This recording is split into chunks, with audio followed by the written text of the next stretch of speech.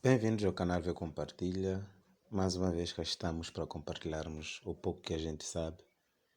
Hoje vamos falar do grande filósofo, estudioso, Karl Raimund Popper. Primeiro quero convidar aos meus seguidores e aquele que estiver a ver este vídeo que para perceber o pensamento de Popper, o pensamento político principalmente de Karl Popper, devemos perceber um pouco da Segunda Guerra Mundial. Então, porque ele nasce neste período, ou seja, ele nasce em 1902, é antes mesmo da Primeira Guerra Mundial, não é? E morre em 1994, bem depois da Segunda Guerra Mundial. Quer dizer que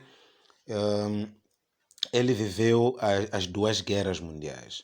Então, o seu pensamento político, de certa forma, acaba sendo influenciado, digo, pelas guerras, não é? Pelas guerras. Então, nasce em Viena, na Áustria, em 1902, e é considerado um dos maiores filósofos do século XX. É considerado um dos maiores filósofos do século XX. Aliás, podemos até citar alguns cursos aqui, matemática, né? Cursou matemática, física, filosofia, psicologia e história da música. E, como eu disse, devemos perceber um pouco as histórias principalmente da Segunda Guerra, não é? Ele era da descendência judaica e nós já sabemos que a história não se pode falar da Segunda Guerra Mundial sem falar dos judeus. Então, já dá para perceber que se ele for da descendência judaica, o que é que ele já esperava na Segunda Guerra Mundial. Não é? Então, ele, por ser da descendência judaica, acabou sendo vítima de perseguição nazi, não é? Ou nazista. E acabou se refugiando na Grã-Bretanha. Então, isto isto acaba influenciando no seu pensamento político, não é? Acaba influenciando no seu pensamento político. Aliás, também devemos referenciar que inicia a Segunda Guerra Mundial em 1939 e Karl Popper já tinha lá 37 anos. 37 anos. Então, sofreu esta perseguição dos nazistas, né? Então, vamos ao pensamento político, não é? Vamos ver o pensamento político que, como eu disse antes, o seu pensamento político é condicionado pelo terror nazi, não é? E ele foi vítima. Então, Popper vai refletir sobre a gênese, não é? A gênese e fundamentação ideológica dos regimes totalitaristas, não é? Dos regimes totalitaristas. E ele chegou a uma conclusão de que os regimes totalitaristas terão sido idealizados por Platão, Hegel, Karl Marx, não é? E baseando-se na visão destes filósofos sobre o historicismo. Segundo Karl Popper, o historicismo terá concebido o método dialético de Hegel, não é? O método dialético hegeliano, e que foi aplicado ao estudo da sociedade e que segue uma ordem triádica. Já sabemos qual é a ordem triádica hegeliana, não é? Estamos a falar da tese, da antítese e síntese. O historicismo centra-se em algumas leis, não é? Que nunca permitem que o homem tenha sonhos, nem que sejam utópicos, não é? O homem não deve ter planos racionais de construção social. Então, como podemos ver aqui, Karl Popper, por causa desta influência da guerra e da perseguição nazista, então ele acaba tentando perceber qual é a gênese dos regimes totalitaristas. Na sua obra, na sua magna obra, a Sociedade Aberta e os seus inimigos, Karl Popper chega criticando o método dialético de Hegel, não é? O método dialético de Hegel. E ao mesmo tempo, aproveita para atacar a ideologia historicista, não é? Que defendia o totalitarismo. A- a- a- a- Ele vai dizer que a sociedade aberta opõe-se da sociedade fechada, não é? O que é que acontece, o que é que caracteriza a sociedade aberta de Karl Popper? Diz que a sociedade aberta baseia-se no exercício crítico da razão humana, não é? E este exercício crítico também vai ajudar a, a estimular no seu interior, no interior do indivíduo, não é? E por meio de instituições democráticas que existem dentro de qualquer Estado ou nação, então vai influenciar por meio de instituições democráticas a liberdade das pessoas, não é? E dos grupos, tendo em vista o quê? A solução dos problemas sociais. Nesta sociedade aberta, os governantes têm a possibilidade de criticar, não quero dizer governantes, mas os governados, melhor, têm a possibilidade de criticar, uma possibilidade efetiva de criticar os seus governantes, não é? E de os substituir sem derramamento de sangue, sem derramamento de sangue. Então, nós como povo cá, não é? Temos o direito de criticar os nossos dirigentes, mas sem, no entanto, recorrermos à violência. Então não deve haver derramamento de sangue, porque estamos numa sociedade aberta, em que temos as instituições democráticas que proporcionam a liberdade dos indivíduos, a liberdade de expressão. Então não há necessidade de derramamento de sangue. Ora, Popper vai admitir a possibilidade da revolução violenta, não é?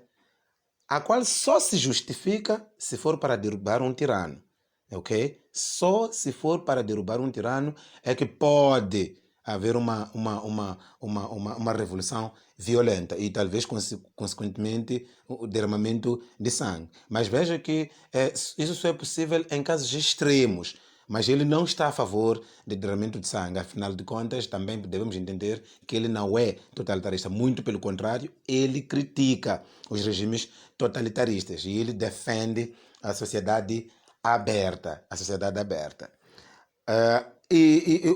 A oposição da sociedade aberta seria a sociedade fechada, que é uma sociedade totalitarista ou totalitária. É uma sociedade, segundo Karl Popper, é uma sociedade organizada em tribos, é uma sociedade uma sociedade sem normas modificáveis. Quer dizer, as normas estão lá e estarão lá para sempre. Ou se forem para serem trocadas ou modificadas, não é coisa de 5 em 5 anos, 10 em 10 anos, não. São normas que estão lá já há muito tempo a beneficiar o tirano. Então, esta é a sociedade fechada, em que ofusca, não é, as liberdades dos indivíduos. É aquela sociedade hegeliana, não é, em que a liberdade, as vontades do indivíduo são sufocadas pelas vontades do Estado.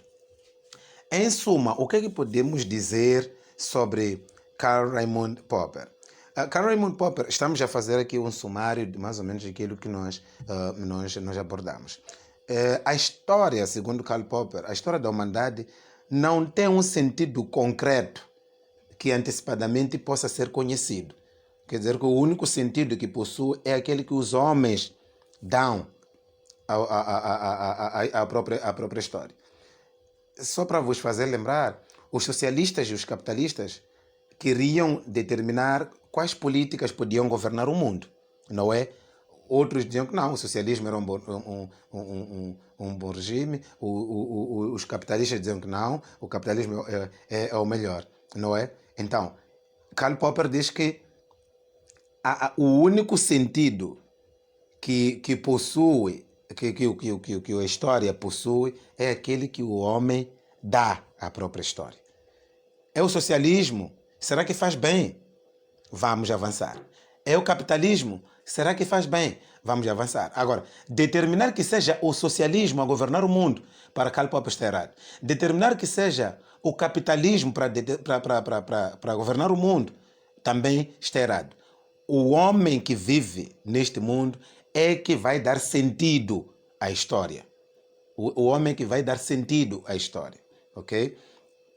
A outra ideia, não é, de Karl Popper é que o progresso da humanidade é possível e não carece de um critério último de verdade. Quer dizer, há aqueles critérios pré-estabelecidos, ok?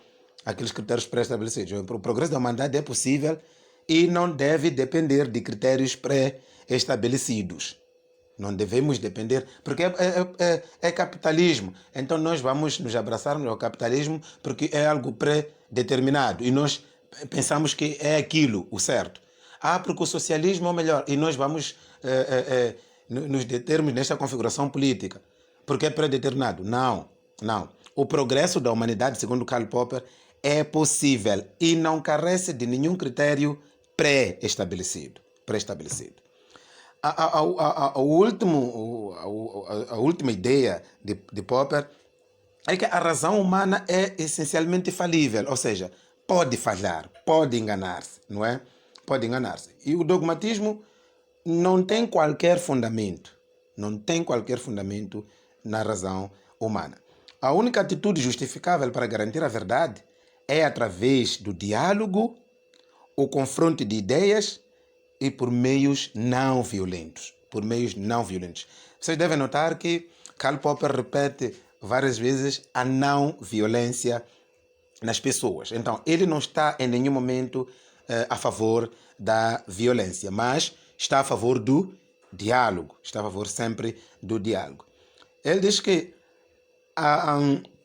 na política a atitude o risco de formular hipóteses que podem vir a ser refutadas aqui na política significa que cada um deve aceitar o risco de ver as suas propostas a serem recusadas, não é? Por outras pessoas, não é?